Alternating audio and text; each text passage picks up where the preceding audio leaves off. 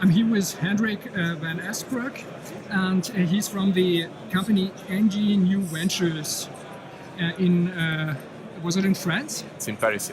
Yes, in Paris, in France. And this company has an investment fund, and he's looking for interesting opportunities to invest. And so I would ask him, how is the event going? Have you seen something interesting?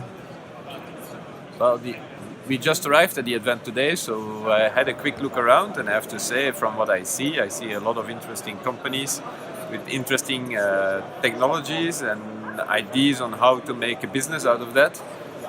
So in the next 2 days we will try to meet most of them, especially the ones which are linked to our business, energy and energy services. We'll have a discussion, and maybe, who knows, maybe we invest in one of them. At the press conference you said a lot is changing in Europe, also in France, and so the conditions are getting better for startups. Can you describe what is going on? Well, what I see is that first of all there are a lot more people who are trying to develop their own business, which is very interesting. So I also believe that with the new technologies, people are helped to develop new businesses because of economies of scale, which are now applicable to smaller companies due to digital effects, among others. Additionally, what we see is that lots more money is available for people who want to start their own business. So there are more and more venture capital funds, corporate venture capital funds, and also private venture capital funds who are willing to invest in startups. And additionally, also local governments are willing to support innovation and are trying to create the conditions in which companies can be created. So all these things are coming together, and therefore I'm quite hopeful that also in Europe we will develop a quite big startup scene. But you said the conditions on Europe quite differently from region to region. Is it necessary to make them kind of equal? It would always be easier, I think, doing business at a global level.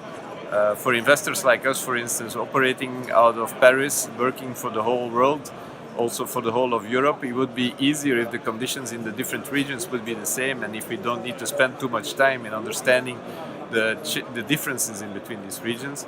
But in that sense, I would say it could be an advantage, but if it's not the case, we will also find our way around. What should be more equal?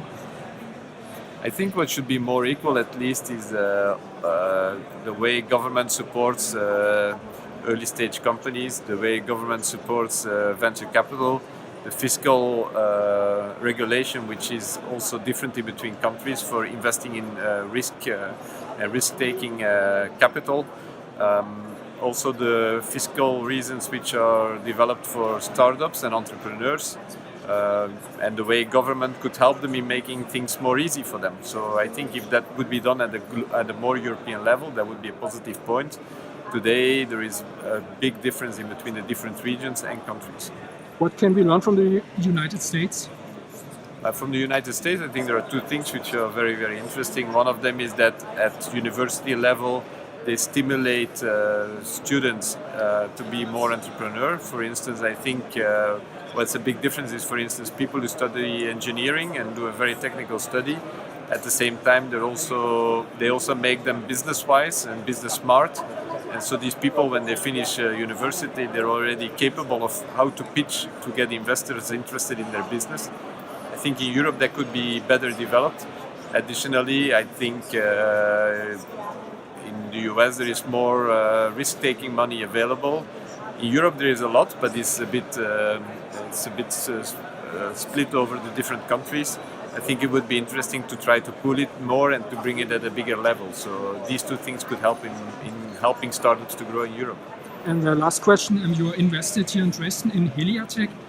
What are your plans with Heliatech? So we invested in Heliatech because we believe it's a very interesting technology.